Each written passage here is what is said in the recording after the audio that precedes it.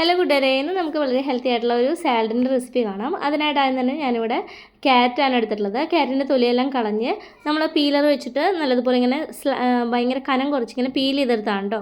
അതേപോലെ തന്നെ നമ്മൾ കുക്കുംബറും തൊലി കളഞ്ഞതിന് ശേഷം പീൽ ചെയ്തിട്ട് ഇങ്ങനെ നീളനെ ഇങ്ങനെ കനം കുറച്ചെടുത്തിട്ടുണ്ട്. അതിട്ട് കൊടുക്കുക. പിന്നെ അതിലേക്ക് വേണ്ടത് ചുവന്നുള്ളിയാണ്. ചുവന്നുള്ളിയുടെ തൊലി കളഞ്ഞ് നല്ലതുപോലെ കഴുകി വൃത്തിയാക്കിയതിന് ശേഷം ചെറുതായിട്ട് കട്ട് ചെയ്തിട്ട് കൊടുക്കാം. പിന്നെ ഒരു മീഡിയം വലുപ്പത്തിലുള്ള സവാള നീളനെ അരിഞ്ഞത് ചേർത്ത് കൊടുക്കാം. ഇനി അതിലേക്ക് നമുക്ക് ചേർത്ത് കൊടുക്കേണ്ടത് വേവിച്ച് വെച്ചിട്ടുള്ള സ്വീറ്റ് കോണും അതുപോലെ ഗ്രീൻ പീസും ആണ് കേട്ടോ. അപ്പോൾ അത് ഞാൻ രണ്ടും ഫ്രോസനായിട്ട് മേടിച്ചിട്ടുണ്ടായിരുന്നതാണ്. അത് ഞാൻ കുറച്ചെടുത്ത് ഉപ്പിട്ട് വെള്ളത്തിൽ വേവിച്ചെടുത്താണ്ട് ഒരു 10 മിനിറ്റോളം ഞാൻ വെള്ളത്തിലിട്ടിട്ട് വേവിച്ചെടുത്തതാണ്. അപ്പോൾ അത് വെള്ളം വാർത്തെടുത്തത് നമ്മളിതിലേക്ക് ഈ ഒരു സലാഡിലേക്ക് ഇട്ട് കൊടുത്തു. ഇനി അതിലേക്ക് നമുക്ക് ഒരു ചെറിയൊരു പീസ് ചെറുനാരങ്ങ കുരു കളഞ്ഞ് പിഴിഞ്ഞെടുക്കാം. അത് ചേർത്ത് കൊടുക്കാം. ചെറുനാരങ്ങ നീര് ചേർത്ത് കൊടുക്കാം. അപ്പോൾ നമ്മൾ ചെറുനാരങ്ങ നീര് ചേർത്ത് കൊടുത്തു. ഇനി അതിലേക്ക് നമ്മൾ ചേർത്ത് കൊടുക്കുന്നത് കട്ടയൊന്നുമില്ലാത്ത നല്ല പുളി കുറവുള്ള തൈരാണ് കേട്ടോ. യോഗേട്ട് ചേർത്ത് കൊടുക്കുകയാണെങ്കിൽ ഒന്നുകൂടി നല്ലതാണ്. ഇപ്പോൾ യോഗേട്ട് ഇല്ലാത്തതുകൊണ്ട് ഞാൻ പുളി കുറഞ്ഞ തൈര് നല്ലതുപോലെ ഒന്ന് ബീറ്റ് ചെയ്തിട്ട് കട്ടയൊന്നും ഇല്ലാതെ ഇതിലേക്ക് ചേർത്ത് കൊടുക്കുന്നുണ്ട്.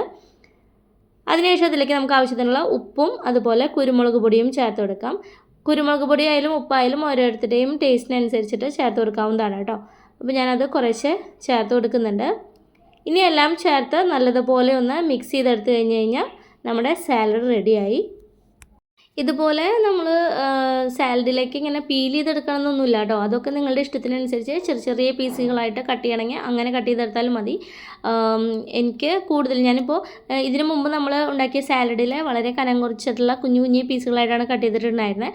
അതുകൊണ്ട് ഒരു വെറൈറ്റിക്ക് ഇതുപോലെ ചെയ്ത് നോക്കിയെന്നുള്ളൂ. പക്ഷേ എനിക്ക് കൂടുതൽ ഇഷ്ടപ്പെട്ടത് വളരെ കനം കുറച്ചിട്ട് ഇങ്ങനെ കുഞ്ഞേ പീസുകളായിട്ട് കുനുകുനാന്ന് അരിയുന്ന ക്യാരറ്റും കുക്കുമ്പറൊക്കെ കഴിക്കാനാണ് കേട്ടോ. ഇതുപോലെ ഇങ്ങനെ നമ്മൾ നീളനെ കനം കുറച്ചിട്ട് ഇങ്ങനെ പീൽ ചെയ്തെടുത്തത് ടേസ്റ്റൊക്കെ ഒരേപോലെ തന്നെ, പക്ഷെ എന്നാലും നമുക്ക് കൂടുതൽ കഴിക്കാൻ കംഫർട്ട് ആ കുഞ്ഞിതായിട്ട് കട്ട് ചെയ്തെടുക്കുമ്പോഴാണ്. അപ്പോൾ നിങ്ങളെങ്ങനെയാണെന്ന് നിങ്ങൾക്ക് ഇഷ്ടം എന്നുണ്ടെങ്കിൽ ആ രീതിയിൽ എടുക്കാം. ഇത് കാണാൻ നല്ല ഭംഗിയാണ് കേട്ടോ കിടക്കുന്നത് കാണാനായിട്ട്.